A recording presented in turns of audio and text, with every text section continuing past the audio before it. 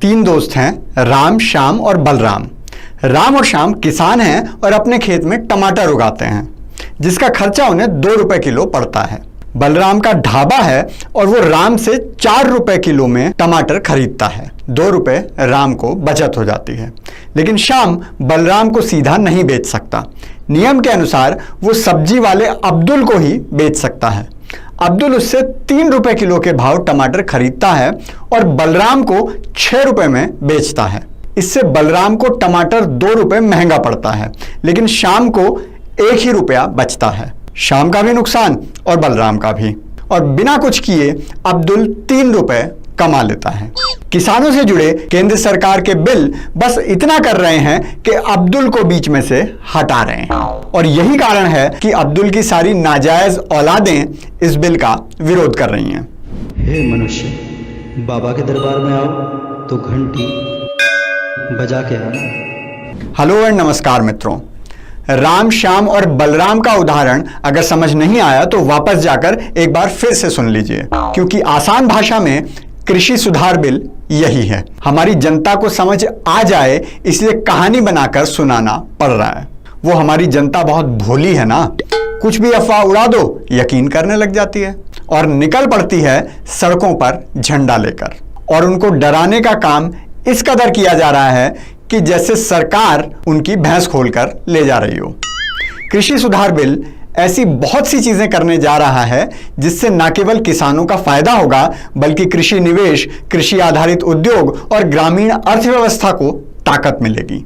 आइए समझते हैं ये बिल आखिर करने क्या जा रहा है। सबसे बड़ा काम जो ये बिल करने जा रहा है वो है किसान और ग्राहक के बीच में से मंडी के बिचौलियों को हटाने का। बाजार की भाषा में जिसे आड़ती कहते हैं। अभी किसान मजबूर था कि उसे अनाज या कोई भी पैदावार बेचनी है तो वो केवल मंडी में ही जाकर बेचेगा। राम बलराम को नहीं बेच सकता, अब्दुल को ही बेचना पड़ेगा। नए बिल के बाद वो कहीं भी किसी को भी अपनी पैदावार बेच सकता है। सीधा बाजार में जाकर ग्राहक को, ग्राहक के घर जाकर दुकानदार को, होटल रेस्टोरेंट को, या फिर ऑनलाइन, जैसे फोन का रिचार्ज ऑनलाइन हो जाता है, ट्रेन की टिकट ऑनलाइन मिल जाती है, और मन करे तो व्हाट्सएप पर भी बात करके सीधा सामान बेच सकता है।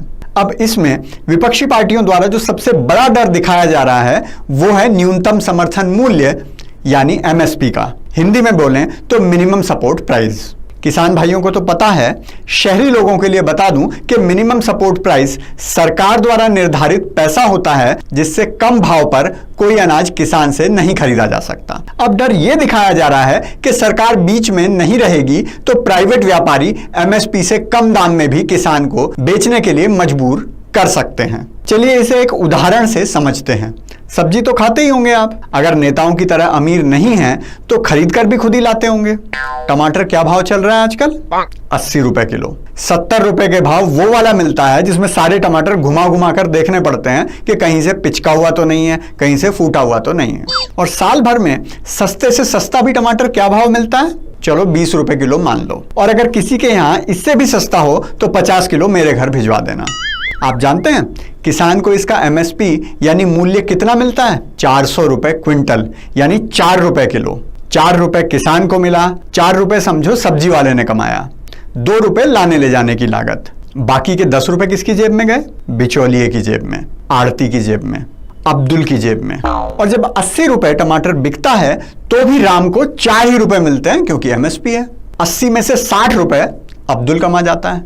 राम को अगर आजादी हो कि वो बलराम को 40 के भाव टमाटर बेच सकता है तो राम को 36 रुपए ज्यादा मिल जाएंगे, तो राम 36 रुपए ज्यादा कमा सकता है और बलराम को भी 40 रुपए की बचत हो जाएगी। लेकिन अब्दुल को यह पसंद नहीं, इसलिए वो विरोध कर रहा है और झूठ बोल बोल कर रहा है। सबसे मजे की बात तो यह है कि यह झूठ भी फैलाया जा रहा है कि एमएसपी को खत्म कर दिया जाएगा, जो कि बिल्कुल गलत है। एमएसपी रहेगी और सरकार ही उसे निर्धारित भी करेगी और सरकार फसल भी खरीदेगी।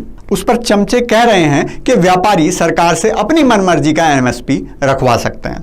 अबे चंपुओं, वो तो अब भी करवा रहे हैं। अब कोई बिचौलियों को रोक रहा है क्या? जाकर देखो कितनी बड़ी बड़ी कोठियां बना रखी हैं उन्होंने किसानों के खून पसीने के पैसे से। इतना पैसा तो व्यापारियों के पास भी नहीं मिलता। साथ ही और भी बहुत सी काम की चीजें इस विधेयक में आने वाली हैं। आवश्यक वस्तु अधिनियम, हिंदी में बोलें तो एसेंशियल कमोडिटी, में भी बदलाव किया गया है। अनाज, दालें, खाने का तेल, आलू, प्याज, ये सब अब आवश्यक वस्तुओं की श्रेणी में नहीं रहेंगी, तो कोई चाहे तो इन्हें स्टोर भी कर सकता है। दूसरा बिल जो है मूल्य आश्वासन और कृषि सेवा समझौता, उसमें यह है कि कोई किसान किसी खरीदार से पहले ही समझौता कर लेगा, कॉन्ट्रैक्ट कर लेगा, जैसे कि वो अगले साल इतनी सरसों उगाएगा, उसका भाव इतना होगा, इतना प्याज बेचेगा, उसका भाव ये होगा, चाहे बाजार में प्याज 5 रुपए किलो बिके या 70 रुपए किलो। इससे वो डर खत्म हो जाएगा कि कल अगर प्याज का भाव 5 रुपए किलो हो गया तो मेरी लागत कैसे निकलेगी। मैं इस बात पर नहीं जा रहा कि कौन सी पार्टी क्या कह रही है, क्योंकि यह विषय राजनीति से बहुत ऊपर है। ना ही मैं मोदी का समर्थन कर रहा हूं, ना बचाव। इसमें राजनीति नहीं होनी चाहिए और किसानों तक सच पहुंचना चाहिए। लेकिन हां, इस समय में किसानों में जहर कौन कौन घोल रहा है, उन सब के नाम याद रखना बहुत जरूरी है। चाहे वो कांग्रेस पार्टी हो, अकाली दल हो, केजरीवाल हो या भारतीय किसान यूनियन ही क्यों ना हो। यह सोचने की भूल मत करना कि सड़क पर किसान निकला हुआ है, रेल किसान रोक रहा है। वो तो अपने खेत में फावड़ा चला रहा है और इसी फावड़े से वो मोदी जी के साथ मिलकर बिचौलियों को मंडी से बाहर निकाल देगा। बाबा का आज का ब्रह्म ज्ञान है किसान यूनियन वालों के नाम। देश का किसान ना तो भिखारी है और ना बेवकूफ। आज तक किसी सरकार में इतनी हिम्मत नहीं हुई कि बिचौलियों को हटा सके, नहीं तो उसे इतना विश्वास है कि जो फसल वो उगाता है उसे बेच भी सकता है और उसे सरकार से फ्री का पैसा भी नहीं चाहिए। वो अपनी किस्मत हर परिस्थिति में लिखना जानता है। ये देख लो।